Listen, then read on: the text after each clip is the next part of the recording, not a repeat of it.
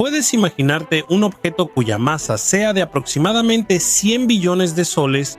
Comparar con nuestra estrella no ayuda en absoluto a comprender las monstruosas dimensiones de este cúmulo estelar, llamado Abell S1063. James Webb lo descubrió recientemente, demostrando que la inversión en este proyecto valió la pena. Suscribe. Descubrir un objeto tan global permite entender cómo funcionan las lentes gravitacionales, identificar qué es Abell S1063 y obtener esta fotografía. James Webb observó una sola región del cielo durante 5 días seguidos, algo inédito en la historia de la observación, ya que ningún telescopio se había enfocado tanto tiempo en un solo objeto. A bordo del James Webb está el mejor equipo actual, especialmente una cámara infrarroja de alta sensibilidad. ¿Qué sabemos hasta ahora del supercúmulo Abell S1063? Se encuentra en la constelación de la Grulla, a unos 4.5 mil millones de años luz de la Tierra. Datos recientes indican que este cúmulo tiene 51 galaxias confirmadas y se estima que hay más de 400 no confirmadas. Esta gran masa de materia funciona como una lente cósmica, distorsionando y amplificando la luz de galaxias lejanas. El cúmulo no se observa por primera vez. Hace algunos años fue estudiado por el telescopio espacial Hubble como parte del programa Frontier Fields. Sin embargo, James Webb proporcionó imágenes más detalladas y nítidas tomadas con la cámara NIRCam. Debo hablar de esta herramienta única, la cámara de rango infrarrojo cercano del telescopio James Webb. Esta cámara detecta con precisión zonas de formación estelar y exoplanetas, sin importar la distancia. ¿Por qué? ¿NIRCam? ¿Eso es posible? Gracias a su diseño, la cámara está hecha para captar imágenes ocultas a la vista directa, como galaxias o estrellas en nubes de polvo. Un aspecto clave es la presencia de coronógrafos que bloquean la luz intensa de las estrellas, permitiendo detectar objetos poco visibles cerca de los astros, como exoplanetas. Además, la cámara está equipada con un espectroscopio, gracias al cual no solo es posible ver el objeto, sino también analizar su espectro, determinando la temperatura de la estrella o planeta observado, su velocidad, composición química y parámetros de corrimiento al rojo. La NIRCam opera en 2 rangos, ampliando su funcionalidad, y cuenta con filtros que permiten estudiar diversos objetos. Es interesante que este instrumento puede funcionar satisfactoriamente a temperaturas extremadamente bajas. Para los detectores, es de menos 233 grados y este es un aspecto muy importante en las condiciones del vacío espacial. Por eso, James Webb logra un éxito sin precedentes y descubre cada vez más hallazgos sensacionales. Nada puede esconderse de los atentos objetivos de su cámara. Nada, como Harry Potter, puede atravesar muros de polvo y llegar a la verdad. ¿Qué valor científico tiene para los astrónomos una lente gravitacional estudiada por el telescopio?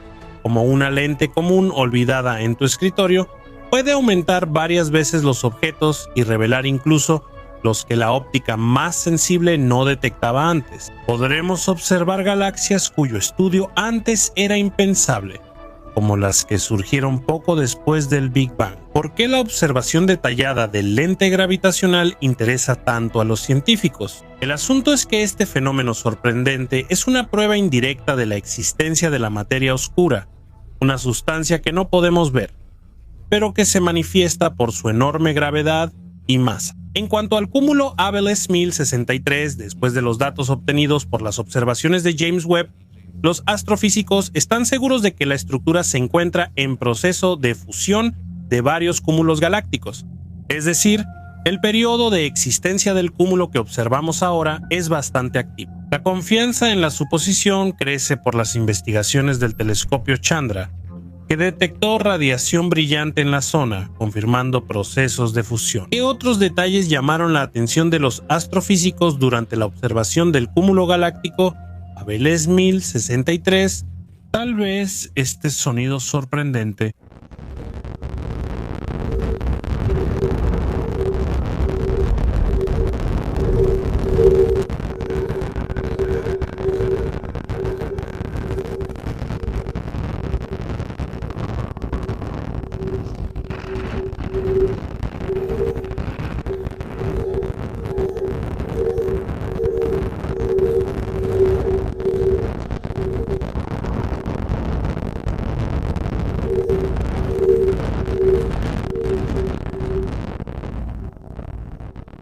o el impresionante arco de Einstein.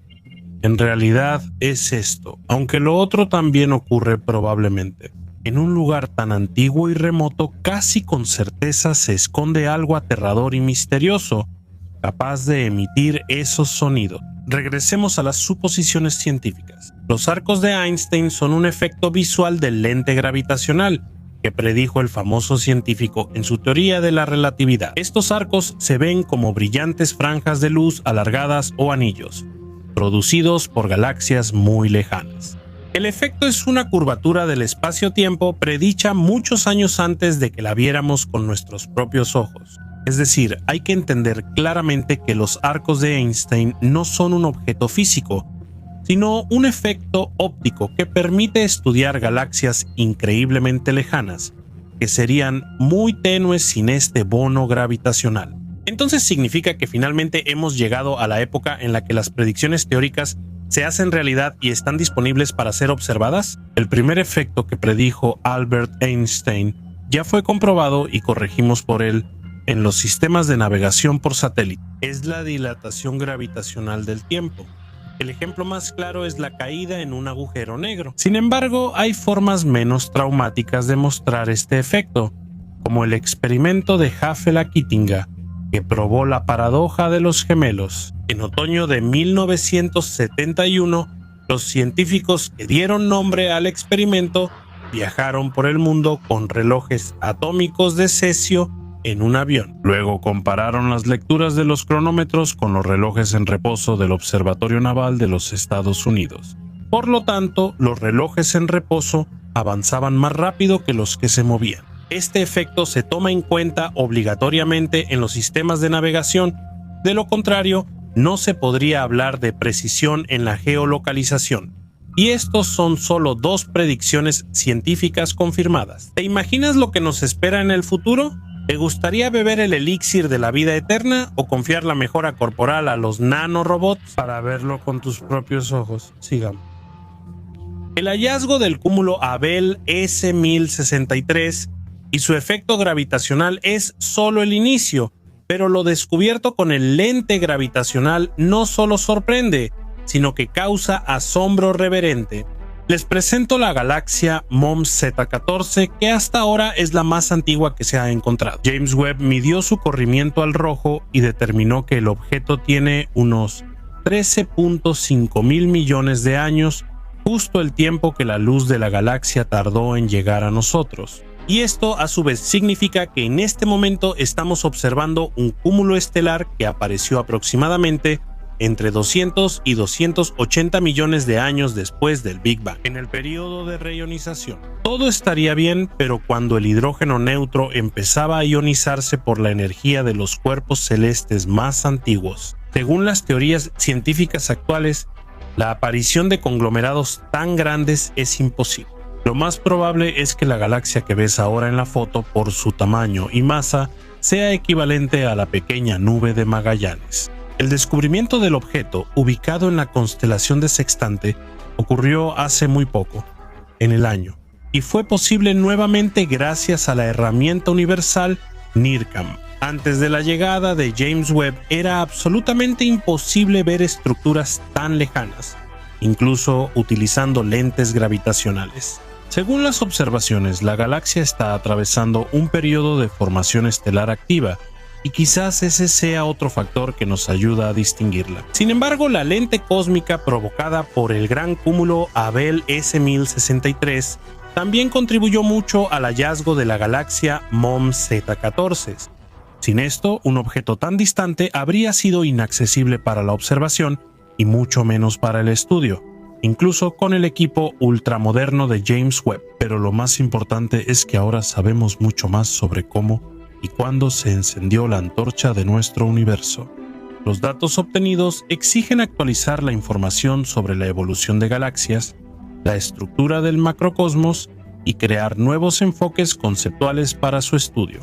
¿Qué es Abell 1063 en este momento? Un cúmulo estelar lejano que cumple la función de lente gravitacional. Eso es lo que parece, pero en realidad es la principal herramienta para estudiar el universo temprano y las propiedades ocultas de la materia oscura. Pronto podríamos enfrentar una revolución cosmológica, con una revisión radical de teorías y la caída de pilares de la física antes inquebrantables. En cualquier caso, la humanidad apenas está al principio del camino, ya que el periodo anterior se parece más a la formación de los cimientos de la ciencia. Y ahora, cuando telescopios tan avanzados como James Webb han salido a órbita y están funcionando, comienza una era de observaciones más serias y pronósticos más realistas. ¿Qué inventos y descubrimientos contribuyeron al avance del progreso?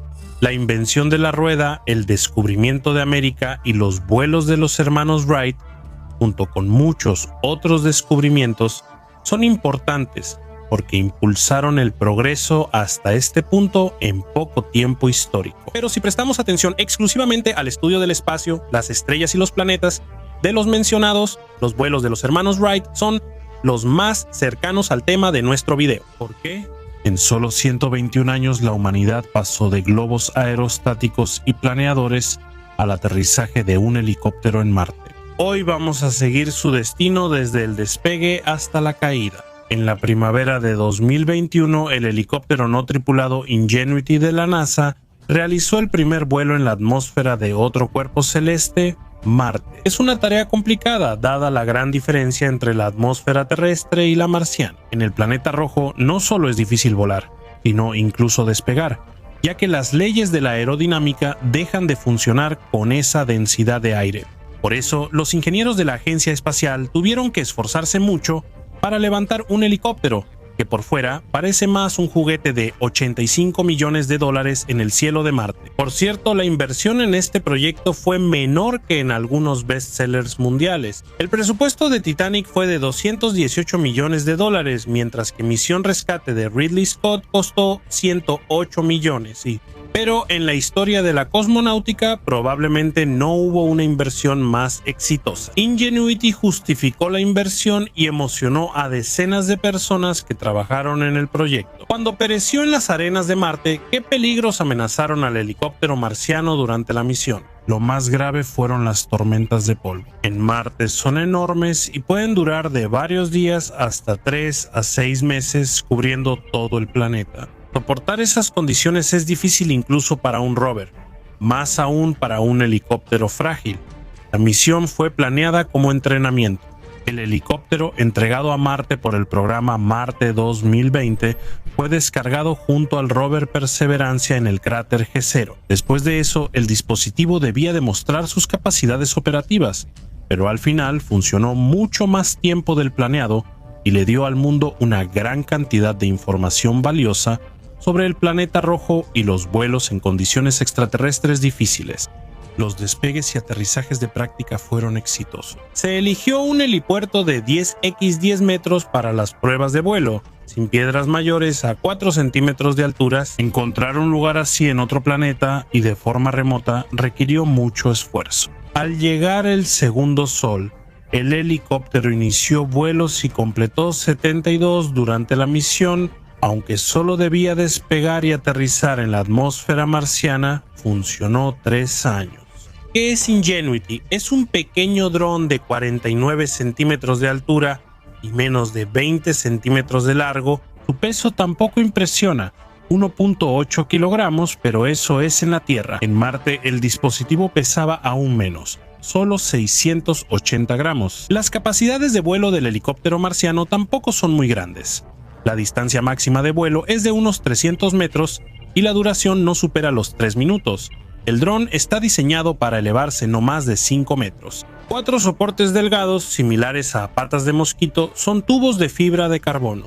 A bordo hay 2 cámaras y un sistema de navegación, pero no es el GPS estándar habitual. Usamos este método porque la Tierra tiene una red de satélites, pero Marte no cuenta con tantos. Por eso aquí se utilizó un principio completamente diferente basado en datos geodésicos, odometría visual y control remoto. Los compases normales tampoco sirven aquí por el campo magnético inestable. No fue posible agregar más instrumentos de navegación, pues excederían la capacidad de carga del helicóptero marciano. ¿Qué métodos de recarga eligió la NASA para este dispositivo? Las baterías del helicóptero se cargaban con paneles solares. Después, esto no sirvió mucho porque durante las grandes tormentas de polvo, el panel siempre terminaba cubierto de arena. En general, había más que suficientes problemas relacionados literalmente con cada paso de la misión. El Samsung Galaxy, hecho de microchips, resistió todo y superó las expectativas de científicos y del público. ¿Qué más le esperaba al pequeño e indefenso dispositivo en el inhóspito Marte? El cambio de estaciones en Marte fue más aterrador que las tormentas de polvo, ya que hizo que el helicóptero se congelara. Esto sucedió en el Sol 427. Ese día, el dispositivo no se comunicó por primera vez. Hubo una falla grave del equipo debido a la hipotermia. Las temperaturas en Marte no se parecen a las de un resort. Las amplitudes pueden variar mucho entre el día y la noche. Si de día la temperatura alcanza 27 grados Celsius, por la noche puede bajar hasta menos 133. Los valores también cambian notablemente desde la superficie hasta la altura de una persona. Así, tras hallar el aparato 2 días después y restablecer la comunicación, los programadores reprogramaron el control térmico para que la calefacción del helicóptero iniciara cuando la temperatura exterior estuviera entre 15 y 40 grados. ¿Qué beneficio trajo Ingenuity a la astronomía terrestre? En primer lugar, demostró que los vuelos en un entorno completamente ajeno son posibles si se organizan con el debido profesionalismo. El helicóptero fue probado en la Tierra bajo condiciones similares a las marcianas, y el equipo de inventores también consideró todos los posibles peligros en el planeta rojo. Por eso el objetivo no era que el helicóptero enviara la mayor cantidad posible de fotos a la Tierra, pero también lo hizo, especialmente porque no aterrizó solo en Marte, sino con su asistente, el rover Perseverance, que grababa el vuelo del helicóptero y lo hallaba cuando se perdía entre los páramos oxidados. Aquí están las primeras imágenes tomadas por las cámaras del helicóptero, así como las fotos del rover. Esto fue lo que captó el dispositivo volador en su quinto vuelo. En esta imagen, Ingenuity descansa después de su séptimo vuelo. Pero lo más interesante es la foto sobre las crestas del relieve. Es nítida, a color, y muestra el panorama marciano de manera bastante completa. Una imagen así dan ganas de ponerla de fondo en tu computadora. Y aquí está la fotografía tomada mediante fotografía aérea durante el 26º vuelo. Esto ya fue un encargo de los ingenieros de la NASA. Ellos querían obtener fotos de los paracaídas y fragmentos del módulo de aterrizaje. El helicóptero marciano logró la misión. En general, a pesar de todas las inconsistencias, Ingenuity literalmente abrió el camino para nuevos proyectos que lo reemplazarán. ¿Cómo murió el helicóptero pionero marciano? ¿Qué pasó con esos 2 kilos de valentía, determinación y perseverancia? El último vuelo del helicóptero marciano se realizó el 18 de enero de 2024. Durante ese aterrizaje ocurrió una falla que causó la caída de la nave y daño irreversible en las aspas. Aquí está la última imagen, donde se ve la sombra de la parte dañada del helicóptero. ¿Por qué ocurrió la catástrofe y el aparato, que voló más de 2 horas? El resultado, que superó 30 veces las expectativas de los ingenieros, se estrelló en Marte. La NASA hizo una investigación minuciosa, ya que sus conclusiones ayudarán a futuros proyectos exitosos. Así que el vuelo 72 consistía en un breve salto vertical de 12 metros, un vuelo estacionario y un descenso. Pero en el segundo 32, el helicóptero aterrizó y se apagó. La siguiente sesión de comunicación reveló daños graves en las palas del rotor. ¿Por qué ocurrió? Los informes señalan una falla de navegación que causó la caída y daño del helicóptero. La desorientación del dispositivo causó altas velocidades al aterrizar, haciendo que el helicóptero se inclinara sobre las palas giratorias. Se ejerció demasiada presión y se rompieron, es decir, el aparato simplemente se desorientó. Ya encontraron el lugar de la víctima y el accidente. El helicóptero Perseverancia lo halló el 4 de febrero de 2024 y lo fotografió a las 13:05 hora marciana. ¿Cree que es el final o solo el comienzo? El primer intento probó que volar en la atmósfera de Marte es posible, pese a las grandes diferencias con la Tierra. Un año después de terminar la misión experimental, los inventores de la NASA presentaron el sucesor de Ingenuity, el Mars Chopper, que será mucho más grande, con un tamaño similar al de una camioneta todoterreno. Cuenta con 6 rotores de 6 palas cada uno, sumando 36 palas en total. En el desarrollo se considerarán todos los errores e imprecisiones cometidos en la fabricación del primer helicóptero. Así lo afirmó Teddy Zanetes, director del proyecto, en conferencia de prensa. El Mars Chopper podrá volar hasta 3 kilómetros, superando los 300 metros. Las capacidades del helicóptero se han ampliado varias veces. Estudiará grandes áreas de Marte, incluso donde ningún rover ha llegado. El proyecto está en fase inicial, esperamos que ingenieros y diseñadores tengan éxito. Gracias a Ingenuity no hay duda de eso, ya que fue precisamente él quien abrió nuevos horizontes para futuras misiones al planeta rojo. Titán no es solo el satélite más grande de Saturno, sino también el segundo más grande del sistema solar. Su diámetro es de aproximadamente 5.150 kilómetros, solo es superado en tamaño por Ganímedes. Lo especial de Titán es que en su superficie hay muchos lagos, los cuales crean un ciclo hidrológico similar al de la Tierra. Por eso podríamos contemplar una vista increíblemente hermosa en ese satélite, tal vez mucho más hermosa que en la Tierra. Sin embargo, Titán tiene una particularidad. Sus lagos no están llenos de agua, sino de metano líquido. ¿Y qué pasaría con ustedes si decidieran nadar ahí? Debemos llegar al satélite de Saturno. El trayecto aún es largo. Faltan 1.2 mil millones de kilómetros. Son solo 7 años de viaje espacial, lo que muestra que es necesario planear la misión detalladamente y considerar todos los riesgos. Por supuesto, antes de eso tendremos que pensar muy bien cómo asegurarnos de tener suficiente provisiones y oxígeno. Sin embargo, la vista increíble del gigantesco Saturno definitivamente lo vale. Con sus enormes anillos y sus diversos satélites, entre los que está Titán, se ve impresionante. No debemos quedarnos aquí mucho tiempo, ya falta muy poco para llegar a nuestro destino.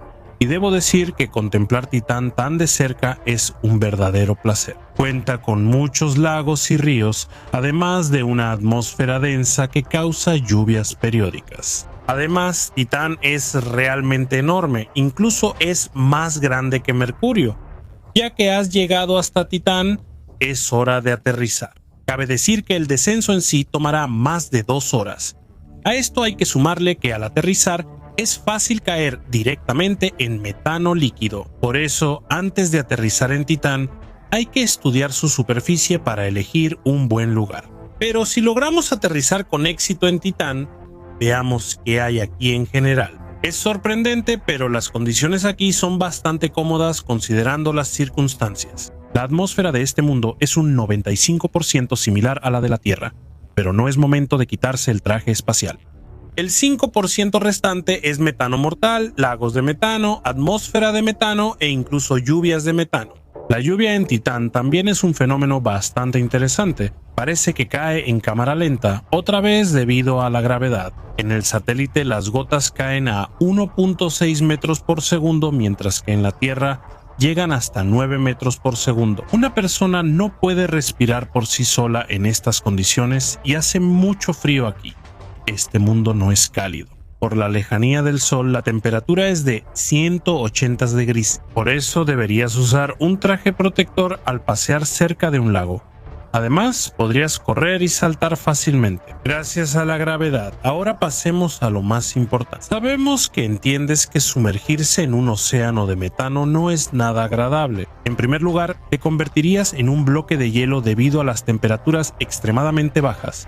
En segundo lugar, ni siquiera un traje espacial te salvaría, ya que probablemente se dañaría por la temperatura y el metano reaccionaría con el oxígeno del tanque. Sería como un incendio real dentro del traje espacial, y eso ni siquiera es lo peor. El movimiento en Titán es lento no solo en la superficie, sino también en el lago. Ahí es imposible nadar rápido, lo que significa que al intentar salir, perderás valiosos minutos y, con toda probabilidad, morirás. Sumergirse en un lago de metano en Titán es sorprendente y muy peligroso. Aquí, los paisajes de cuento de hadas se combinan con amenazas ocultas. La temperatura congela todo. creando un entorno atractivo y aterrador. Imagina estar en la orilla de un lago de metano, viendo su superficie reflejante. El aire es muy frío y del cielo nublado caen gotas de metano lentamente. Un mundo asombroso donde cada paso podría ser el último. Nuestro viaje hacia el satélite de Saturno sería una prueba no solo para nuestra tecnología, sino también para la resistencia humana. Aquí se enfrentan nuestros sueños de descubrimientos espaciales y la dura realidad. El lago de metano en Titán es una especie de símbolo de nuestro anhelo por lo desconocido, por esos límites donde el espacio aún guarda sus secretos más profundos. Por ahora, solo soñamos con esos viajes y enfrentamos muchos enigmas cuyas respuestas no son fáciles de encontrar. ¿Y ustedes qué piensan? ¿Algún día lograremos viajar a Titán? ¿Podremos ver con nuestros propios ojos la belleza de ese mundo peligroso y ajeno?